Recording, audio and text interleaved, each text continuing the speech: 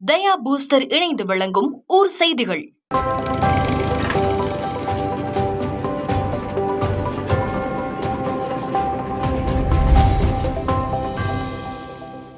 முதலமைச்சருக்கு தோல்வி பயம் வந்துவிட்டது என பாஜக மாநில தலைவர் நயினார் நாகேந்திரன் விமர்சித்துள்ளார். தூத்துக்குடி விமான நிலையத்தில் பாஜக மாநில தலைவர் நயினார் நாகேந்திரன் செய்தியாளர்களை சந்தித்து பேட்டியளித்தார். அப்பொழுது பேசிய அவர், திமுக ஆட்சியில் சட்டம் ஒழுங்கு சரியில்லை என்பதை தாங்கள் தொடர்ந்து சொல்லி வருவதாகவும், முதலமைச்சர் மு க ஸ்டாலின் பாஜக அதிமுக கூட்டணியை குறை சொல்வதை மட்டுமே செய்து வருகிறார் என்றும், அவருக்கு தோல்வி பயம் வந்துவிட்டது எனவும் விமர்சித்து பேசினார். மேலும் மாணவர்கள் போதைப் பொருளுக்கு அடிமையாகி வருவதாகவும், திருநெல்வேலியில் குடிப்பதற்கு 15 நாளைக்கு ஒரு முறை மட்டுமே தண்ணீர் வருவதாகவும், இதை பற்றி அவர் கவனிக்காமல் தேர்தல் கூட்டணி பற்றி பேசிக் கொண்டிருக்கிறார் என குற்றம் சாட்டி பேசினார். முன்னேற்ற கழக ஆட்சிக்கு வந்ததிலிருந்து சட்டம் ஒழுங்கு சரியில்லைங்கிறத நாங்கள் ஏற்கனவே தொடர்ந்து சொல்லிக்கிட்டே இருக்கிறோம். அதுல முதலமைச்சர் எந்த விதமான அக்கறையும் காட்டலைங்கிறது தான் ஈரோடுல சிவகிரியில் நடந்த சம்பவம். அதுக்கு பிறகு நமது காங்கிரஸ் கட்சியினுடைய மாவட்ட தலைவர் நடந்த சம்பவம்.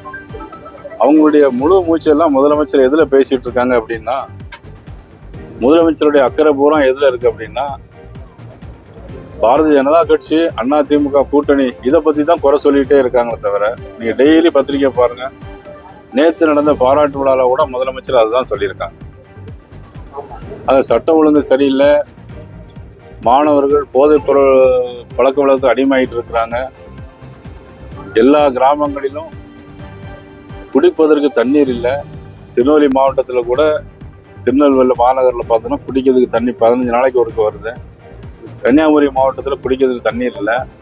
இதையெல்லாம் முதலமைச்சர் அக்கறையோடு பார்க்காம இன்னைக்கு பார்த்தீங்கன்னா தேர்தல் கூட்டணியை பற்றியே பேசிட்டு இருக்காங்க. அவங்களுக்கு தேர்தலில் தோல்வி பயம் வந்துருக்கு.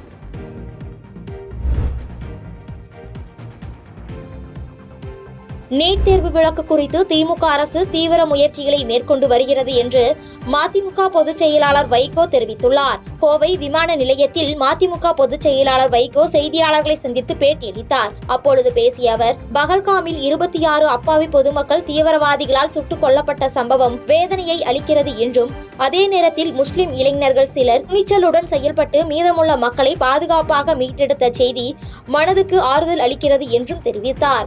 மேலும் நீட் தேர்வு விலக்கு குறித்து திமுக அரசு தீவிர முயற்சிகளை மேற்கொண்டு வருகிறது என்றும் தெரிவித்தார். தொடர்ந்து பேசிய அவர், மாநிலங்களவை உறுப்பினர் குறித்து எந்த எதிர்பார்ப்பும் இல்லை என்றும், பிபி சிங், வாஜ்பாய், அத்வானி ஆகியோர் அமைச்சர் பதவி வழங்க முன்வந்த போதும் தான் அதை ஏற்கவில்லை என்றும் தெரிவித்தார். இந்திய உபகண்டத்தில் சில பகுதிகளிலே மிகுந்த பதட்டம் ஏற்பட்டிருக்கிறது. பஹல்காமிலே 26 அப்பாவி உயிர்களை கொடிய தீவிரவாதிகள் ஈவு இரக்கமின்றி சுட்டுக் கொன்றார்கள். ஒரே ஒரு மனதுக்கு ஆறுதல் அளிக்கின்ற செய்தி என்னவென்றால், 10க்கு குறையாத முஸ்லிம் இளைஞர்கள், அந்த பகுதியைச் சேர்ந்த பஹல்காமைச் சேர்ந்த இளைஞர்கள், மீதமுள்ளவர்களை எல்லாம் பாதுகாத்து அவர்களை காப்பாற்றி பத்திரமான இடங்களிலே கொண்டு போய் சேர்த்தார்கள். இந்த செய்தி விரிவாக சொல்லப்படவில்லை. ஒரு சில பத்திரிகைகளிலே மாத்திரம் 2 வரிகள் வந்தன.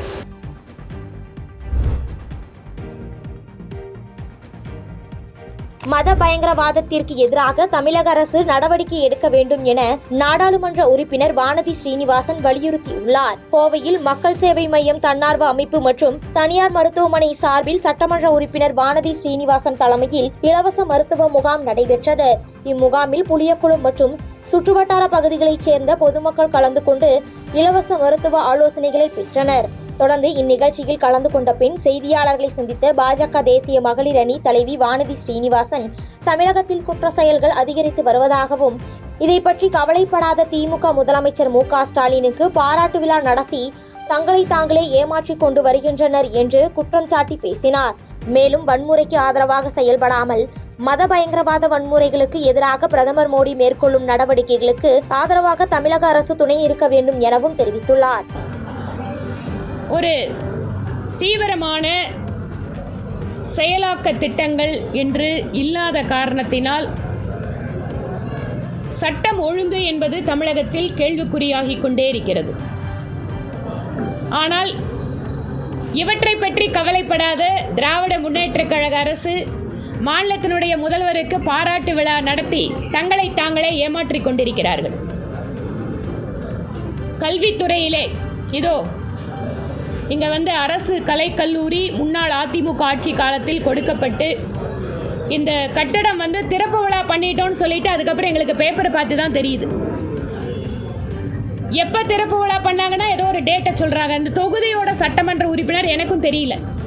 கிட்டத்தட்ட 9 லட்சம் ரூபாய்க்கும் அதிகமான இங்கே குழந்தைங்க மாணவிகளுக்கான பெஞ்சு டெஸ்க்கு இதெல்லாம் கொடுத்து ஒரு ரூமில் வச்சு பூட்டி வச்சுட்ருக்காங்க. கிட்டத்தட்ட 1 வருஷமாக அதை மாணவிகளுக்கு கூட கொடுக்க முடியாத சூழல் இருக்குது. உயர்கல்வித்துறையில் இந்த மாதிரி இன்னும் பல்வேறு விஷயங்களை சொல்ல முடியும். ஆனால் மாநிலத்தினுடைய முதலமைச்சருக்கு பாராட்டு விழா. வெகுஜன தொடர்பிலிருந்து திராவிட முன்னேற்றக் கழகம் வெகு தூரம் சென்று கொண்டிருக்கிறது என்பதற்கு இவையெல்லாம் உதாரணமாக இருக்கிறது. செய்திகளை உடனுக்குடன் தெரிந்து கொள்ள கீழ்கண்ட கேபிள் மற்றும் டிடிஹெச் நெட்வொர்க்குகளில் எம்நாடு செய்தி தொலைக்காட்சியை காணுங்கள். பாதகம் செய்பவரை கண்டால் நாம் பயம் கொள்ளலாகாது பாப்பா. மோதி மிதித்து விடு பாப்பா, அவர் முகத்தில் உமிழ்ந்து விடு பாப்பா. அண்மை செய்திகளை உடனுக்குடன் தெரிந்து கொள்ள இணைந்திருங்கள் எம்நாடு தொலைக்காட்சியுடன்.